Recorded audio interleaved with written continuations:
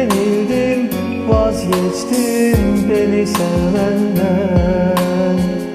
Kalp kırık, yoruldum gitmelerinden. Sevmedin belki beni çok yürekten. Bil yeter, ben üzüldüm gitmelerinden. Ah, ölür müydün beni biraz daha sevsen? Mevsimsiz solmadım, sararmadım mı ben?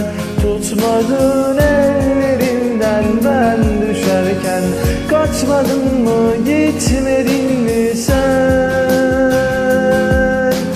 Ah, olmadın mı yanımda sen çok yalnızken?